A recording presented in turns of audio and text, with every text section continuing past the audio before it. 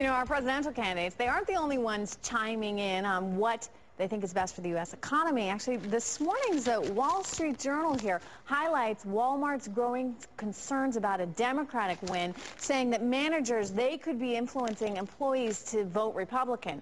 Well, could a story like this really influence the election? We want to ask Democratic strategist Julian Epstein and today's contributor Larry Kudlow. Welcome to both of you. Julian, to a certain extent, I would imagine a story like this seems to be playing directly into the Democrats' hands in that it's big bad corporate America trying to influence the election by trying to tell their employees what would be the best vote for them. Is this something that's going to help the Democrats?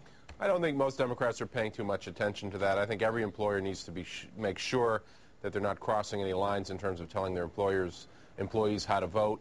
I think if this issue is really about whether or not to make it easier for employees at various retail outlets to be able to unionize. I think for the most part, as we saw with the brouhaha and the McCain ads this week, Democrats are trying to stay focused on a positive message about how they want to move the country forward. McCain has been caught in this silliness with these ads that nobody can really understand. Hey, Larry, back to the Walmart issue. I mean, let's take a look. I think, Larry, I want to show you this. We have a chart where we can show you how much money the contributions have equaled over the last several years. This is 2004. You can see that the Democratic contributions were 22%. I believe this is from Walmart. And then 2008, 48%. So there's been a big uptick in terms of the amount of money that they're putting forward to the campaign, Larry. Well, this is not shocking, Trish. This is not shocking. I mean, Mr. Obama has a severely anti-business economics program. And regarding the union point, unions, I mean, the Democratic Party, from Obama to Harry Reid to Pelosi and on down the ranks, they're all in favor of card check, and they're all in favor of a huge universal mandate for health care, which is going to weigh heavily on businesses and jack up their costs. They also want to raise the minimum wage. That's going to jack up their costs and cut their profits. My good friend Julian Epstein knows this very well, and this is not a shocking development. I'm hoping that they're not literally sending out letters to instruct their workers, although it's interesting. One of the great examples of this in 1896, in the William McKinley election, businesses did send out letters threatening their employees that if they didn't vote for McKinley and they did vote for William Jennings Bryan, they'd lose their jobs. I don't think this is this bad, but I think, look, Walmart and other big employers, particularly in the retail area, do not want massive unionization. It'll raise costs and it'll lower profits. Well, I just take a slight issue with Larry on that, and we've discussed it on his show many times. I think for the most part, most medium-sized and small businesses are suffocating because of the current health care system, and I think the Barack Obama plan would actually provide a lot of relief to medium and small-sized businesses. Secondly, you know, we have reports today that the unemployment rate, we lost, 51,000 jobs in the last month. Unemployment rate's approaching 6%. Fuel prices are out of control. Food prices are out of control. The tax plan that Larry has been so championing as part of the Goldilocks economy, I mean, even the current Bush administration Treasury Department has said never really worked because it was never accompanied with spending cuts.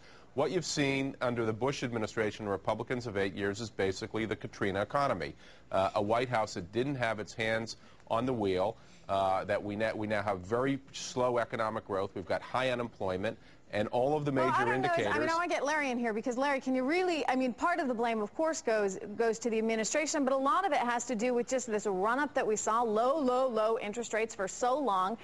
The credit crunch, the White House isn't having a tremendous amount of influence on the credit crunch. Right? Look, so, I mean, part of it's just a cyclical nature. The White House could have had a lot of influence if it had been earlier. We've had a pretty good 7-year expansion. Business cycles come and go. Faced with a huge oil shock and a credit shock, the expansion is probably over. And as I said earlier, we're in a mild contractionary phase. But I want to say this. If you're interested in good government policy leadership. What you need now is, first and foremost, drill, drill, drill. It is unbelievable to me that the Democratic leadership in the Congress is going to walk away without a single vote on drilling, unless that changes today, which I doubt. And number two, we need a king dollar policy also to help get energy prices down. That is where the Bush administration completely fell down on the job. And number three, we should lower marginal tax rates for individuals and corporations across the board. We haven't had a real stimulus package yet. Rebates are not real stimulus. They only last about 23 minutes, and they bloat the budget deficit. Mr. Obama wants more rebates. That's according to the papers today. That's wrong. Mr. Obama's solution for the energy crisis is to inflate your tires and to take more car checkups. That's just goofy. And I just want to add again to my pal Julian, who I adore, Larry, is a you're regular on fire today. Cutlow & Company.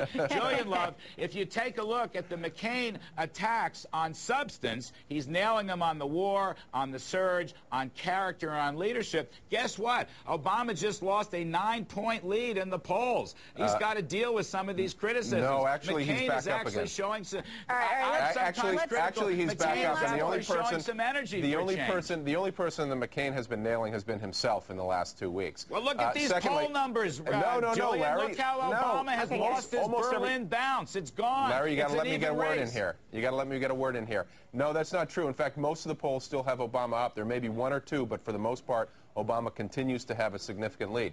Third of all, as we've discussed on your show, if you want to live like a Republican, you really need to vote for a Democrat because they will give you better economics. The two worst economic performances we've had in terms of job growth, in terms of wage growth, have been under Republican administrations. They both were named Bush. If you look back at the economic indicators in the Clinton administration and the policies that Obama really wants to adopt if he's elected is not too far away from that. You saw much better, much better economic performance on nearly every single indicator. The best Democrat and Obama we've is had right. Obama is right Bill to want to. Clinton was a good Democrat. You know why? Because Larry, he you're governed shouting like over me Ronald today. Reagan. Guys, He lowered the capital gains today, tax. Larry. He governed like Reagan. Okay. Well, we promised He you governed a lot like of a fireworks moderate on this show Democrat, today, which is didn't we? exactly what All right, Obama will Julian. bring you. But Obama is not a moderate Democrat. He's a big taxer. He's against businesses, and he wants to unionize private companies again. This is all wrong. Julian Love, you know it, and I know it. They're cutting your mics. I'm warning you, they're cutting your mics. Thanks, guys.